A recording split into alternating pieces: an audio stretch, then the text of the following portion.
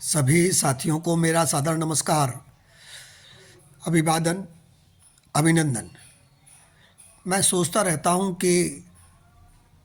एक तरफ सरकार हमें ख़ास तौर पर किसान को अमीर बनाने का प्रयास कर रही है, सारी सुख सुविधाएं देने का प्रयास कर रही है, किसान सम्मान निधि भी दे रही है, किसान के लिए वृद्धावस्था पेंशन भी दे रही है, मुफ्त का राशन भी दे रही है और भी बहुत सुविधाएं हैं जो सरकार हमें दे रही है। लेकिन यहाँ एक सवाल मैं सरकार से पूछना चाहता हूँ और सरकार के जो लोग प्रशासनिक स्तर पर उसके कार्यक्रम को देखते हैं उनसे भी पूछना चाहता हूँ कि जब हम गांव में किसान को समृद्ध बनाना चाहते हैं और हम ये मानते हैं कि गांव गरीबों का घर है, गांव में गरीब रहते हैं, प्रधानमंत्री आवास हम दे रहे हैं, मुख्यमंत्री आवास दे रहे हैं, उन्हें शौचालय बना रहे हैं, बहुत ऐसी सुविधाएं दे रहे हैं, जाड़ों में गांव में कंबल भी गरीबों को बांटे जाते हैं, सारे ऐसे कार्य किए जा रहे हैं जिससे गांव के किसान की स्थिति ठीक हो। लेकिन वहीं मैं एक बात कभी नहीं समझ पाया,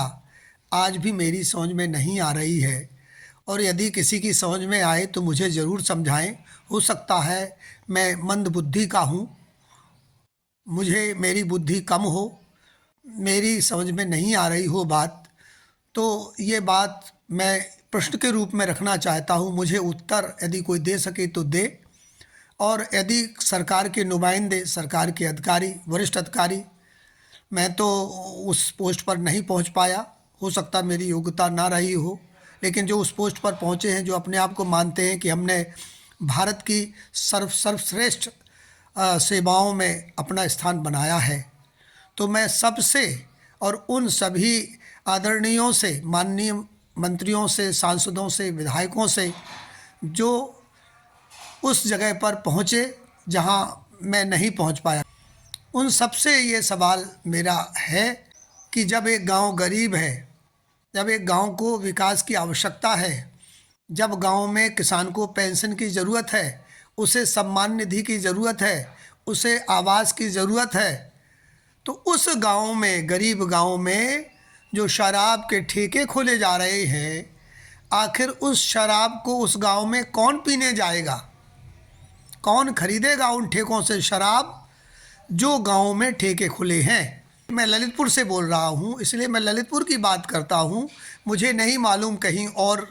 किस ज़िले में कहां किस गांव में ठेके खुले हैं, लेकिन ललितपुर ज़िले का एक ऐसा गांव है जो मेरे गांव के नज़दीक है। वहां देशी शराब का ठेका खुला हुआ है और वहां से पूरी शराब, पूरा देशी शराब जिसको बोलते हैं, उसकी सप्लाई पूरे चारों ओर होती है। तो मैं ये प्रश्न आप सभी बुद्धिजीवियों से, प्रशासनिक अधिकारियों से, माननीय मंत्री महोदयों से, माननीय सांसदों और विधायकों से और माननीय उच्च अधिकारियों से जो केंद्रीय सचिवालय में बैठे, जो मुझसे बहुत गुना विद्वान हैं, जिन्होंने उस परीक्षा को पास करके उन पदों को पाया है, मैं केवल एक सवाल पूछना चाहता हूँ कि क्या देशी शराब के ठेके से ये जो सारी योजनाएं सरकार चला रही है, उनका संकल्प, उनका जो परिणाम है, वो क्या संपूर्ण होगा? क्या वो पूरा होगा? क्या शराब का ठेका उस गांव में खुलेगा तो क्या शराब कोई अमीर आदमी उस गांव में पीने जाएगा? वही शराब पिएगा जिसे गरीबी का राशन मिलता है, वो देशी शराब वही पिएगा जिसे हम कंबल बांटते हैं, वो देशी शराब वही पिएगा जिसका हम पीएम आवास में आवास बनवाते हैं। मैं नहीं कहता हूँ कि मैं विद्वान हूँ, मैं बुद्धिमान हूँ, या मैं कोई अपना ज्ञान आपको दे रहा हूँ, लेकिन मुझे ऐसा महसूस होता है कि जब हम किसी गांव को उठाने का काम कर रहे हैं तो शराब से मुझे नहीं पता कि किसी प्रकार का उत्थान होने वाला है, शायद पतन ही हो। शहरों में पहले एक बोर्ड लगा रहता था, उस पर लिखा रहता था कि शराब शरीर और आत्मा दोनों का ही नाश करती है। मैं सबसे निवेदन करूंगा कि इस वीडियो को अधिक से अधिक लाइक करें, देखें, और यदि संभव हो, आपकी हिम्मत पड़े तो इसे शेयर भी करें।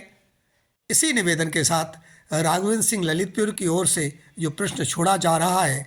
इसका उत्तर मैं पूरे देश से चाहता हूँ, मैं देश के विद्वानों से चाहता हूँ, मैं साधु संतों से भी पूछना चाहता हूँ कि मुझे इसका उत्तर देने का कष्ट करें। मैं एक अदना सा व्यक्ति आपसे प्रश्न कर रहा है।